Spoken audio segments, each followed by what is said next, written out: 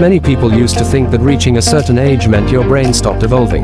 That's where the saying, "You can't teach an old dog new tricks," comes from. It might be harder to rewire your mind as you get older. But recent studies have shown that's not entirely true. Our brains are more like plastic that you can mold. It exhibits neuroplasticity, which means our brains constantly shape who we are. In fact, every time we learn a new skill, our brain adapts. It can change in size and structure to accommodate the new things we learn. Our brain evolves. Research also suggests that actively engaging your brain helps prevent or delay degenerative brain diseases. Look at it this way. By performing certain actions or habits, you can change the way your mind operates. In this video, I'll share 3 habits that have the power to rewire your brain. 1. Focusing on what you control. You might not think this is a habit, but it really is. Our default mode is to get worked up about the things we don't control. Politics, wars, weather, traffic, other people's reactions. You don't have to react to that, as the Stoic philosopher Epictetus said. Some things are in our control and others not.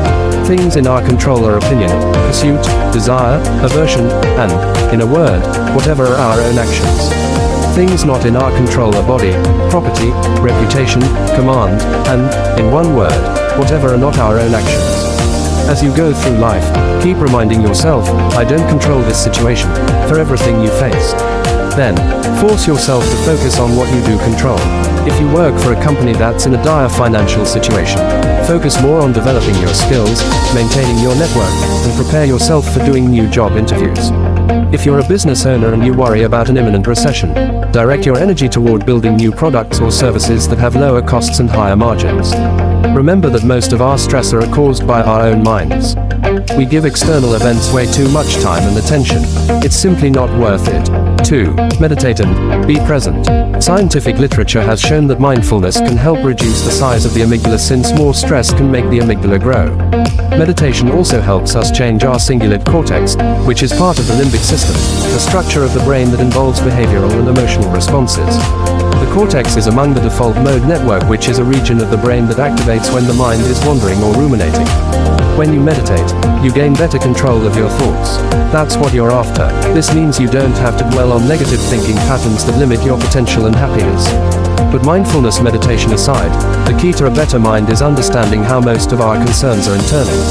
When you're brushing your teeth, cooking dinner, or even doing important work, what do you often think about? People tend to be lost in their own thoughts. They do many things by simply going through the motions. Our mind likes to wander and ruminate, and while these can be helpful for our creativity, they're not good when done too much. Folks who are always lost in thought are not living in the present.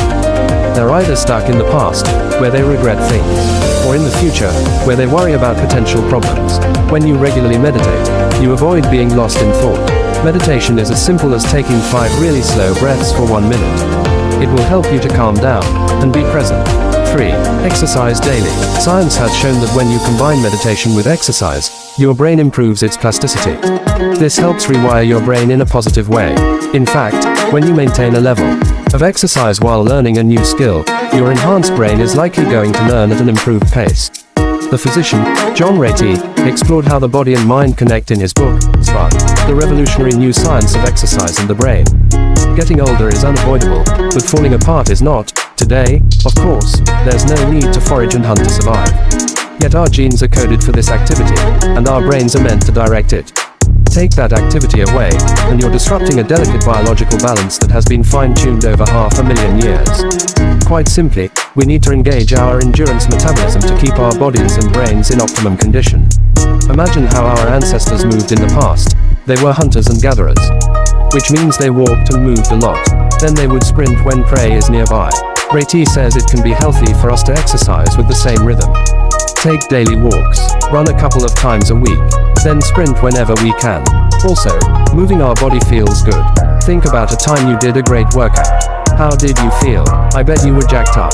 That's because having a great workout session boosts your dopamine, or happy hormones. Small habits, big return. Look, it's easy to fall back in your normal routines. You keep doing the same thing year in, year out, and before you know it, you've wasted a decade. To avoid that, focus on the smallest set of actions you can do today, your habits. The way you show up in life, your daily rituals. Not only will this help you reach your goals, but it will also make a positive impact on the world around you and the people closest to you. When it comes to making an impact, start small and then just wait for big results.